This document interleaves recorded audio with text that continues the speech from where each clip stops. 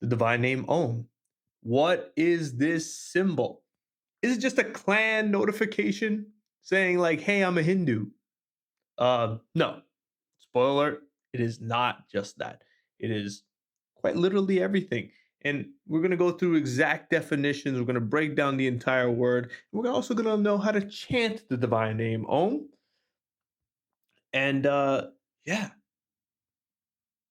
everybody knows pretty much what Om is. If you're familiar with mantras in general, the word mantra usually is inseparable from the divine name Om. To me, it seems inconceivable to know other mantras and somehow not know Om. That's how, the synthesis within uh chanting and this symbol is. I mean, it is, you see it as the representation of Hinduism. People identify the religion as that symbol. Like, I know what that is because you have it on your shirt or whatever. Speaking of which, a lot of people, they got their big gold chain with the Om pendant on it. They got a tattoo with the Om symbol because their parents were like, I don't want you to get a tattoo, but if you keep insisting, at least get a religious one, get one that is, uh, you know, spiritual and can look good. Om is usually the one that's picked. Now, personally, I have no issues with anyone for any reason getting an Om tattoo. Who am I to stop you from branding yourself with the symbol of transcendence and dissolution? I'm not going to stop you. That beautiful tension between trying to achieve these temporary truths and having deeply within your belief system and physically on you a symbol of an absolute truth creates a beautiful tension. A beautiful tension creates the story of your life, in my opinion, creates the struggles of life. My only problem is the people that say, my culture is not your aesthetic. I'm sorry, but that is not your culture. That is, by definition, an absolute truth that belongs to everyone and everything. It's beyond culture, it's beyond religion, and has absolute effects that are real. So, getting that out of the way. How people want to represent in any artistic form is great. How people want to defend that artistic form is also great. But, there's no need for this ownership of this word. This word belongs to everyone. Everyone can have it. It's a beautiful thing. Anyone could benefit from the divine name Om. We don't need to clandestine ourselves to, oh, this only this race of people deserve it, or whatever nonsense people want to believe. Anyways, Om, foundationally, when you chant the divine name Om, it is like ringing a bell alerting all of creation in equanimity. Now, usually you have Om and a mantra. What the mantra does is that, oh, all of creation is alerted by the Om bell. We can now pull specifically from the universe now that the universe is alerted. The Om Namah Shivaya, this I want to evoke the masculine energy of indifference to be a better witness consciousness, to be strong and to be looking at a situation for what it is. And then you have some Shakta mantras, and a lot of mantras, they take out the syllable Om for it to be far more potent in exactly what they're trying to extrapolate from the universe. Om is equanimity. Om alerts everything. And equanimity creates a lack of definition. A lack of definition creates dissolution because everything is defined by its limit. If there is no limit, which Om presupposes, it is the vastness, it is literally all of creation, it would presuppose the dissolution of identity, a dissolution of the self to become melded and molded within the universe and to become one, that a Dwayton perspective that everything is one and that it is this Brahman. And Brahman is equally Om by the definitions within the Mandukya Upanishad, which we will get into because the Upanishads provide this axiomatic totality within Hinduism. It's the bottom line of the principles within Hinduism. All the fluff aside, this is what it is. That's what the Upanishads are, specifically the Mandukya Upanishad. The Mandukya Upanishad does not mince any words. So we're actually going to get into it. The Mandukya Upanishad. Let's see. Mandukya Upanishad. Now, to start, Om does not have any O in it. There's no ooh. If you're puckering your lips, ooh, if you're doing that, wrong. Completely wrong. There's no ooh. There's no O in that letter. Om. AUM. Om. You open your mouth, and then close it. And that is the divine name. That's how you say it.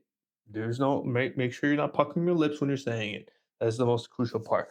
Now, that sound, the A, the U, and the M, that's how you spell Om. AUM. AUM is 3 parts, but the true sound of Om is composed of 4 sounds. The the the and the silence afterward. Each one represents something very specific. In summary, the A represents the waking state, the U represents the dreaming state, and the M represents the deep sleep, the dark sleep, the dreamless sleep. The 4th sound, the silence afterward, is the sound before 2 things collide. It is the unmanifested. It is the space in which any formative cognition can even exist. It is bliss exercised. The 4th is possibly the most important. It is the silence. It is the origin in which it resets. You start with silence, you say ends with silence, happens again. And creation is such in that cycle. From the unmanifest to the manifest to the unmanifest. Back again, back again, back again. Now, the Mandukya Upanishad does very specific definitions of Om. We're going to go into all 3 letters, the A, the U, and the M, and the silence afterward. They exist with its own benefits and definitions. I don't think people really understand this aspect, that that each aspect of Om has a very distinct play in how it enacts in your life. All of these combined create the ultimate truth. All of it combined creates the ultimate truth. So we're going to get into it. Mandukya Upanishad, verse 9. I have it up here. And I will have around here the breakdown of the translation and all that other good stuff, and where you can find this beautiful definition. The A, the first letter of Om, on account of its all-pervasiveness or on account of being the first, these being the common features of both. One who knows this attains to the fulfillment of all desires and becomes the first of all. Everyone is so concerned with being renunciate. Oh, I need to give up everything. That's the true guru, the true bliss. Oh, yes. To attain enlightenment, I must give up everything. If you have nothing to give, if you're a loser, then you cannot be a renunciate. Monks and practitioners of renunciate work do not accept people in their order if they have nothing to lose. What are the four main principles within Hinduism? Artha, Kama, Dharma, Moksha.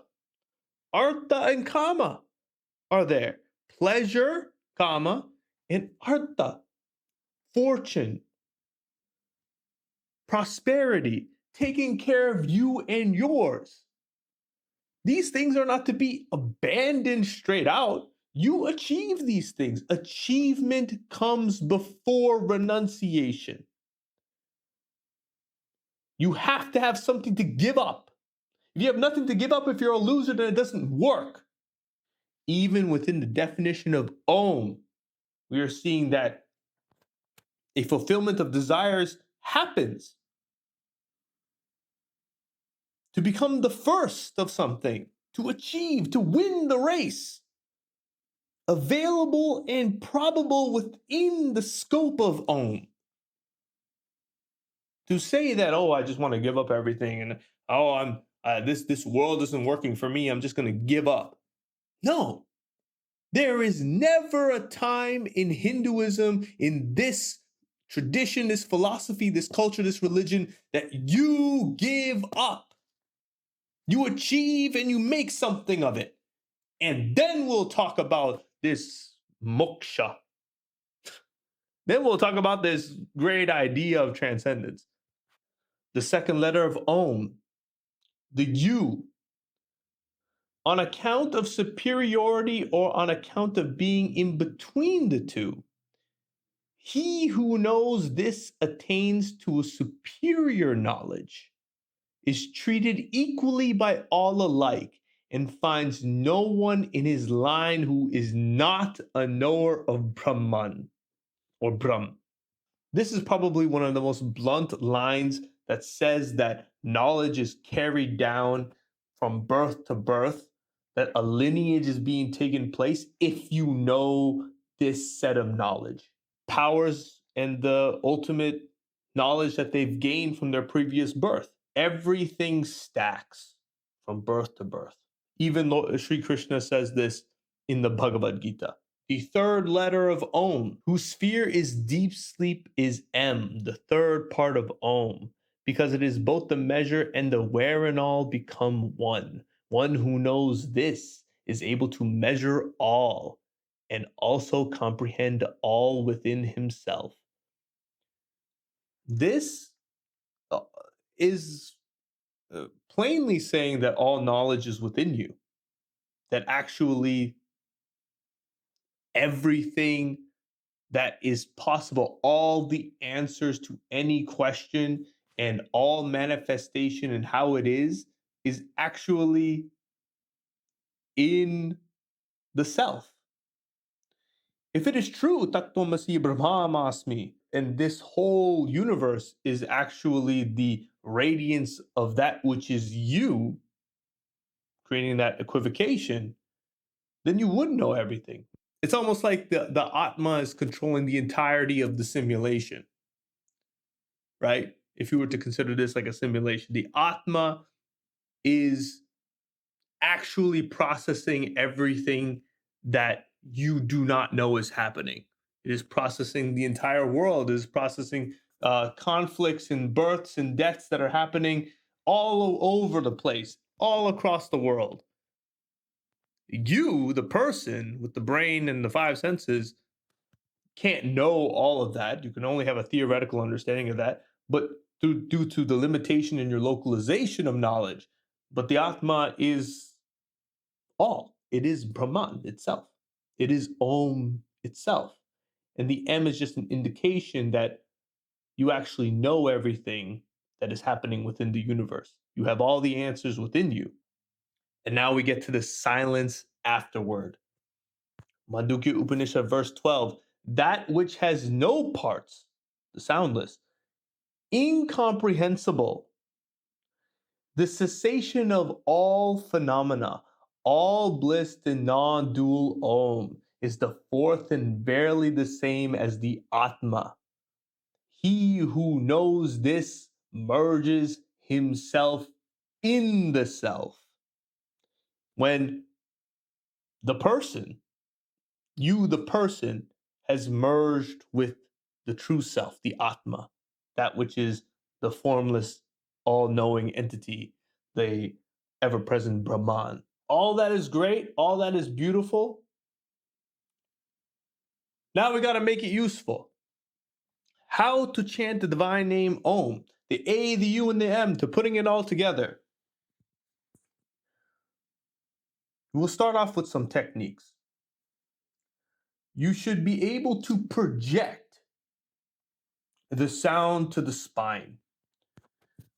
You start off with the A, there's no puckering of the lips. There's no O in Om.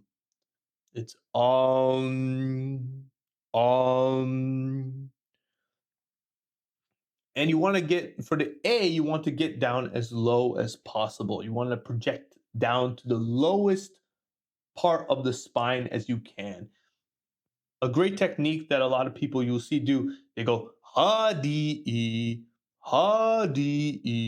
and you can imagine a feather slowly descending. And how does it descend? It descends in this swaying motion, and such you project your voice ha d e, and then project the syllable Om. Om.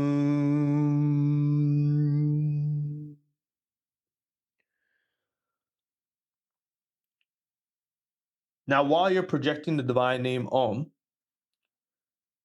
start from as low as you can, wherever that is. Om. So the U, the U usually arrives around the neck area or the upper chest around here. And then let's start again. Om.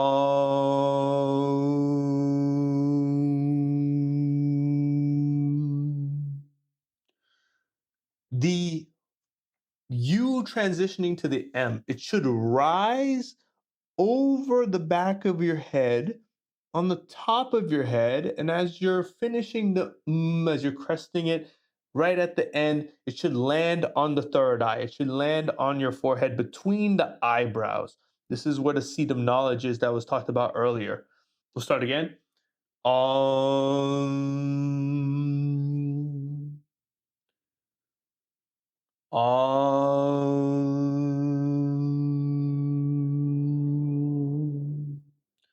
Just feel that energy, feel that vibration. You have to, it's not an imagination. None of it's an imagination. You're just following the voice. Om.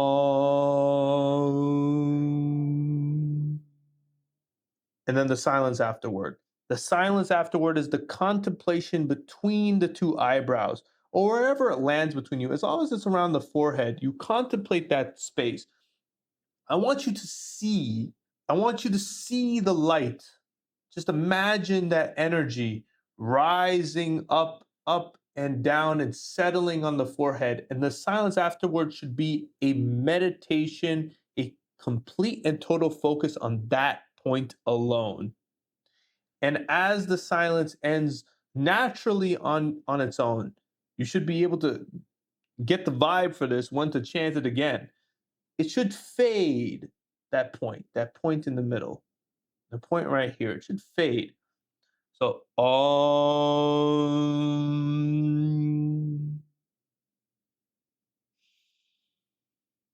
breathe through the nostrils again. Ha di e. Om.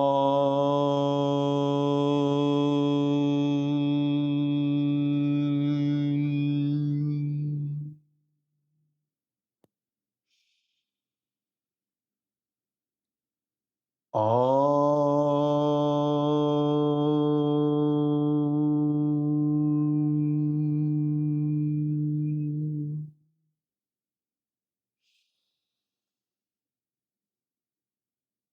Om.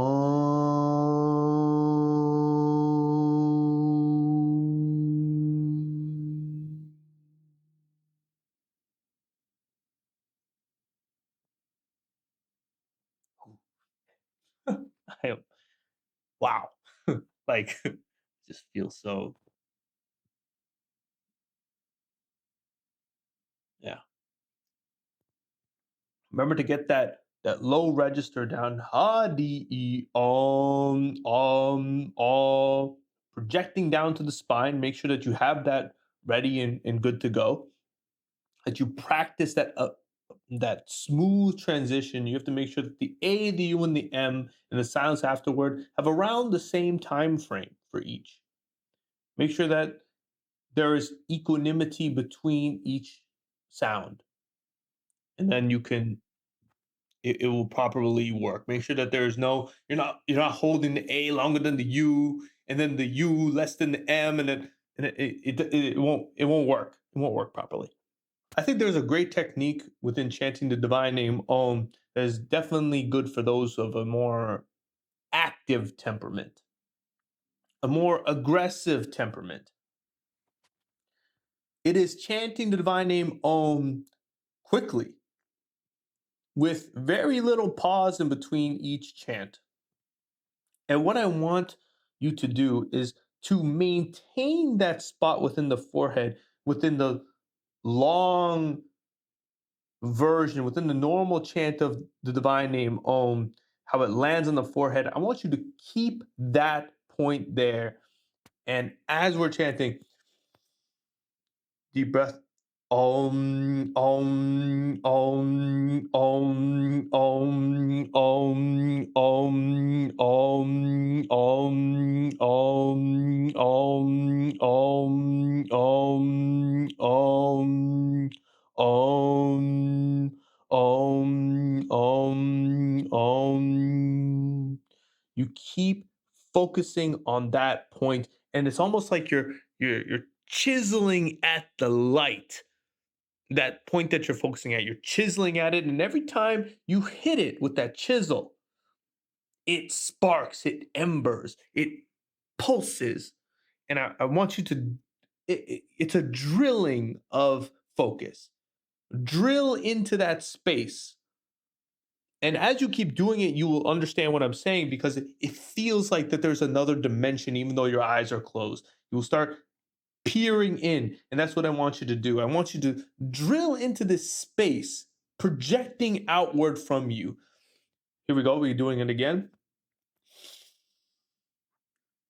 Om, om, om, om, om, om, om, om. Om, om, om, om, om, om. And when you are really focusing on that particular point, these two techniques combined will aid you into becoming a more balanced person. It will create that calmness within you. It will level you out in times of stress, in times of great upheaval. When knowing the divine name Om will make it so that your worries and your problems will go away, at least temporarily. I know it has helped me a lot understanding Om and being truly, man, I'm going to be honest, the effects are happening right now. If you feel this great complicate, this great contemplation and an ease in this contemplation. I feel like I'm resting within the silence within my own self, like a hammock, like I'm resting on a hammock in my own self. And I'm feeling it right now. I hope you are too. And the point of this is to make sure that you do what you got to do to express the true version of yourself, that Om within you, to do what needs to be done for yourself. The true expression of the self can only happen when you have achieved great things and when you have done your best to express that which is a gift, this body, this life, the circumstances that you were given, that you fully express that in the most productive way. This is the Hindu conceptualist signing out.